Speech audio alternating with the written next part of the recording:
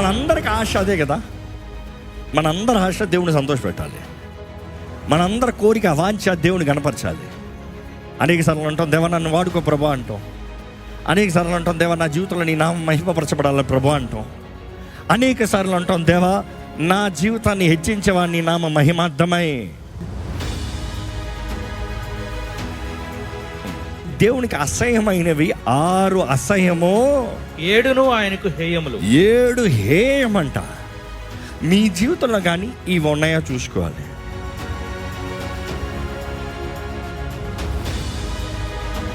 చాలామంది రక్షించబడిన తర్వాత నా పేరు జీవగ్రంథంలో రాయబడిందని ముడిచిపోతాం.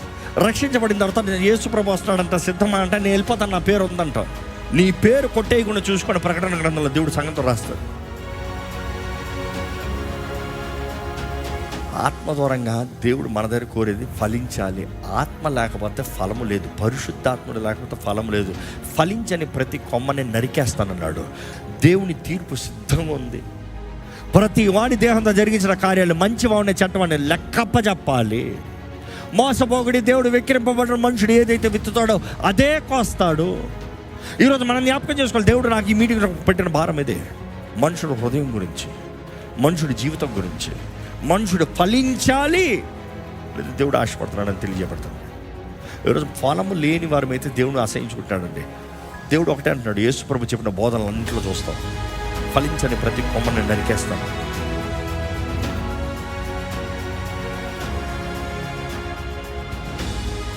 పరిశుద్ధాత్ముడు ఎవరు తెలియక నా సహకారుడు నీకు ఎక్కడున్నాడు, సహాయకుడు నీకు ఎక్కడున్నాడు? ఈరోజు దేవుడు నీలో ఎక్కడున్నాడు? నీలో దేవుడు ఉన్నాడంటే పరిశుద్ధాత్ముడు కదా. ఈరోజు మనుషుడు దేవుని ముందు ఆరాధిస్తానికి సిద్ధంగా లేడు. గర్విష్టి దేవుని ముందు ఆరాధించాలంట. చేతులు ఎత్తి ఆరాధించాలంట, చేతులు ఎత్తాడంట. గర్విష్టి చేతులు ఎత్తాడు, ఎందుకంటే ఈగో, నేను ఎవరిని అనుకుంటాను, నేను ఎందుకు చేతులు ఎత్తాడులే. దీనుడు ఎత్తుతాడు. చప్పట్లు కొట్టాయి ఆరాధన, చప్పట్లు కొట్టాడంట. చప్పట్లు కొడితే ఏమనుకుంటాడు, నేనేంటి అంత చిల్లర అనుకుంటారా? దేవుడి సన్నిధిలో దేవుడు కనపరచారంట, చప్పట్లు కొట్టాడంట. క్రికెట్ మ్యాచ్లో నీ ఫేవరెట్ బ్యాట్స్మెన్ కొడతా 6 అప్పుడు కొడతాడంట. చప్పట్లేదు, లేచి నిలబడి విజులు కొడతాడంట.